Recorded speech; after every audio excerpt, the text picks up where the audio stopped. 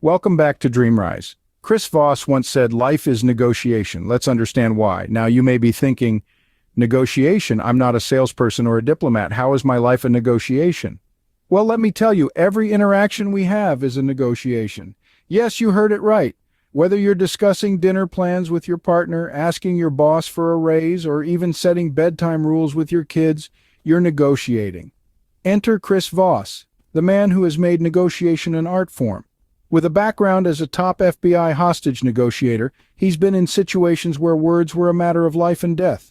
But Voss didn't stop at high-stakes standoffs. He took these strategies, these life-saving tactics, and applied them to everyday life. So, what's his secret sauce? It's simple yet profound: understanding and influencing people's emotions. Voss believes that empathy, the ability to understand and share the feelings of another, is the key to successful negotiation. You see, when we feel understood, we let our guard down. We become more open, more willing to find common ground, and that's where the magic happens. Voss's book, Never Split the Difference, is a deep dive into this concept. It's not just about winning or losing, it's about understanding the other person's perspective, their needs, their fears. It's about finding a solution that satisfies both parties, and that's the essence of negotiation. Now, you might be thinking, how can I apply this to my life? Well, it's not about becoming an FBI agent or a hostage negotiator. It's about understanding that every conversation you have, every interaction, is an opportunity to negotiate.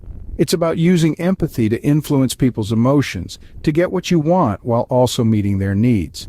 So, in essence, the book is about getting what you want by understanding and influencing other people's emotions. And that, my friends, is why life is negotiation. Scene script. Chapter 1 revolves around the power of no. But why is no so powerful? No is a word that we've all been conditioned to fear. We're told it's negative, it's a door slamming shut, a rejection. But what if we told you that no isn't just a word, it's a powerful tool for negotiation? In the world of negotiation, no is more than just a two-letter word. It's a statement, a stance. It's a way of setting boundaries and asserting control. It's the ultimate power word. It's a way to protect yourself, to stand your ground, and to ensure that your needs are met. No is a word that carries weight. It's a word that demands respect. When you say no, you're not just rejecting an offer or a proposal. You're setting a boundary. You're asserting your rights. You're telling the other party that you have needs and expectations that must be met. But how can no be used effectively in negotiations? Well, it's all about timing and context. Saying no too early or too often can be seen as combative or uncooperative. But used strategically, no can be a powerful tool to steer negotiations in your favor. When you say no, it forces the other party to stop and reconsider. It makes them question their assumptions. It prompts them to come up with a new, potentially better proposal. No is not a roadblock, it's a detour that can lead to a more beneficial outcome for all parties involved. So, the next time you find yourself in a negotiation, don't be afraid to harness the power of no. Use it wisely and strategically, and watch how it can transform the dynamics of your negotiation. But remember, no is not a weapon to be wielded recklessly. It's a tool to be used with consideration and respect. Because at the end of the day, negotiation is not a battle to be won, but a conversation to be navigated. As Voss puts it, no is not a rejection, it's a protection. Moving on to Chapter 3, we discover the technique of mirroring. This concept, as outlined by Chris Voss in his book Never Split the Difference, is a powerful tool in the art of negotiation. But what exactly is mirroring? Mirroring in the context of negotiation is subtly reflecting back to your counterpart their own words, tone, or body language. It's like holding up a verbal mirror to them, creating a sense of familiarity and rapport. It's not about parroting or mimicking them, but rather echoing their sentiments, agreeing where you can, and showing that you're listening. When you mirror someone, you show them that you understand their perspective. You're not just hearing their words, you're really listening to them. This creates a sense of trust and opens up a pathway to deeper communication.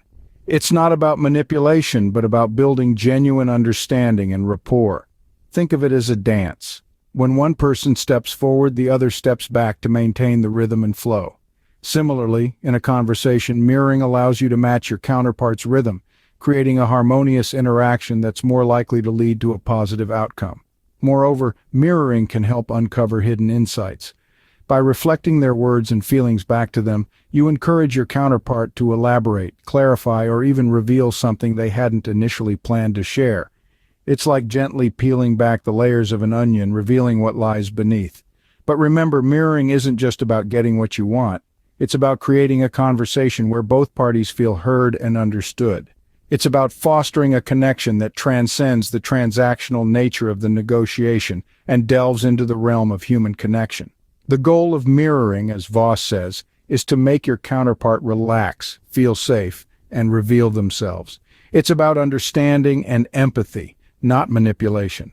So the next time you find yourself in a negotiation, remember the power of the mirror. Reflect, understand, and connect.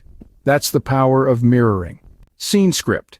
Chapter 4 introduces us to emotional intelligence and tactical empathy. Let's dive right into it. Emotional intelligence is like the secret sauce in the recipe of successful negotiation. It's the ability to identify, understand, and manage not only our own emotions, but also the emotions of others. In the context of a negotiation, it's the skill that enables us to read the room, to sense the emotional undercurrents, and to respond in a way that moves the conversation forward. Now imagine you're in a high-stakes negotiation. The tension is palpable, the stakes are high, and emotions are running hot. This is where emotional intelligence comes into play. It allows you to keep your cool, to remain objective, and to navigate the emotional minefield with grace and confidence. But how can we take this a step further? Enter tactical empathy. Tactical empathy is more than just understanding someone's feelings. It's about recognizing and verbalizing their emotional state. It's about showing them that you understand their perspective, their fears, their desires. It's about making them feel seen and heard. In the world of negotiation, tactical empathy is like a superpower. It allows you to get into the mind of your counterpart, to understand their needs and concerns on a deep, emotional level. And once you have that understanding, you can tailor your approach, your arguments, your proposals to meet those needs. But here's the thing. Tactical empathy isn't about being nice or agreeing with the other person. It's not about giving in or letting them have their way. It's about understanding. It's about being able to see the world from their perspective, to walk a mile in their shoes. And why is this important? Because when people feel understood, when they feel heard, they're more likely to trust you, to open up to you, to work with you towards a solution that benefits both parties. So the next time you find yourself in a negotiation, remember the power of emotional intelligence and tactical empathy. Use these tools to understand your counterpart, to build trust, and to guide the conversation towards a win-win outcome. Remember, according to Voss, empathy is not about being nice or agreeing, it's about understanding. Now let's delve into Chapter 6, where we learn about the F word, fair. In the world of negotiations, there's one word that carries an immense amount of power. That word is fair. But why? Why does this simple word hold such sway over the negotiation process? Well, according to Chris Voss, the author of Never Split the Difference, it's because the word fair is inherently linked to our deep-seated need for justice and equality. When you hear the word fair, it immediately conjures up images of balance, of justice, of equal give and take. And this, Voss suggests, can be a potent tool in negotiation, but like all tools, it's one that must be used with care. While fair can be used to appeal to the other party's sense of justice, it can also be used manipulatively to make the other party feel as though they're being unreasonable if they don't agree with what's being proposed. Voss cautions us to be aware of the F word in negotiations. If the other party uses it, they may be trying to make you feel guilty or unreasonable. And if you're the one using it, you need to be sure you're using it in a way that genuinely appeals to a sense of justice, rather than as a manipulative tactic. The true power of fair in negotiation comes from its ability to make the other party feel heard and understood. It's a way of acknowledging their needs and concerns, and of showing that you're willing to work towards a solution that benefits both parties equally. So remember, the next time you're in a negotiation, pay attention to the use of the word fair. It's a small word, but it carries a big punch. It can be a tool for justice and mutual understanding, or it can be a weapon of manipulation. The key is to use it wisely and to be aware of how it's being used by others. As Voss wisely states, the most powerful word in negotiations is fair. In Chapter 8, we are introduced to the concept of bending reality. Have you ever thought about how your perception of reality can be influenced during negotiation?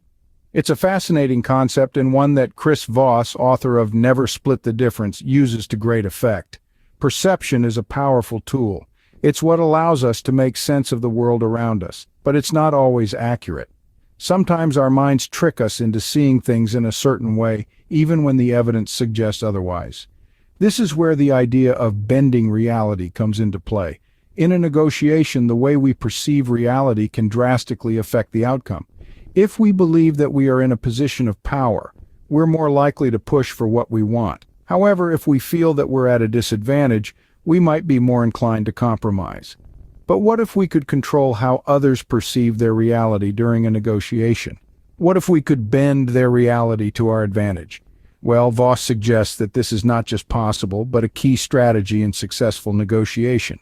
The bending reality technique involves creating a perception of scarcity or urgency. If the other party feels that they might miss out on something, they are more likely to agree to your terms. You can also create a perception of abundance or calmness to encourage cooperation and agreement. But here's the catch. It must be done subtly and ethically. The goal is not to manipulate or deceive, but to guide the other party towards a mutually beneficial outcome. It's about making them see the potential in your proposal, the value in your offer, and the benefits of working with you. And remember, bending reality is not about creating a false perception, but rather about expanding the other party's understanding of what's possible. It's about helping them see beyond their initial assumptions and prejudices, and opening their minds to new possibilities. So the next time you find yourself in a negotiation, remember the power of perception and the potential of bending reality. As Voss reminds us, the reality of what's possible is often much larger than our instinctive perceptions. In the final chapter of the book, we encounter the phrase, "that's right." This isn't just a casual term or a filler, it's a game changer, a power play in the world of negotiations. It's like the secret code to unlock the door of agreement. So, what's the big deal about these two words? Well, when you hear your counterpart say, "that's right," it's a clear indicator that you've made them feel understood and validated.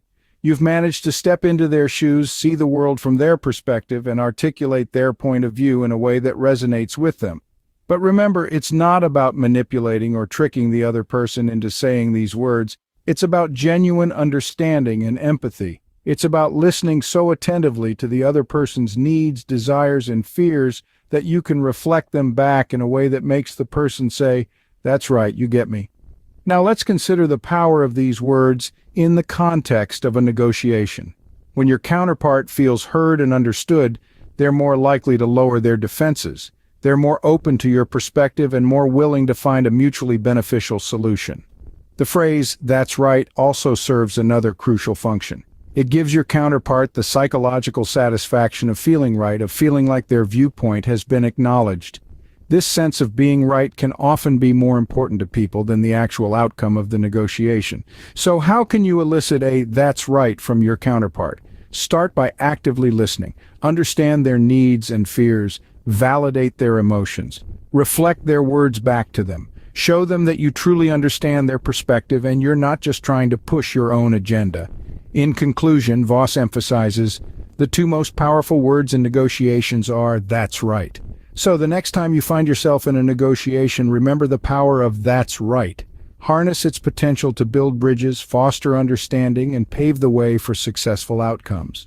To wrap up, let's revisit the key insights from Never Split the Difference. We started with the fundamental truth that life is negotiation. We pinpointed the power of no and discovered the subtle art of mirroring. We delved into the crucial role of emotional intelligence and tactical empathy in negotiations. We learned that fairness is a powerful motivator and how reality can be bent to our advantage. And finally, we explored the power of the two words, "that's right." Each of these concepts together form the backbone of effective negotiation. They're not just techniques, but a mindset shift, a new way of approaching conversations and conflicts. This is the legacy of Chris Voss's book, a transformative guide that empowers us to navigate the choppy waters of negotiation with confidence and finesse. Remember, every conversation is a negotiation, and with these tools from Chris Voss, you're well prepared to navigate them successfully. Thank you for joining us, and don't forget to like, share, and subscribe for more insightful content.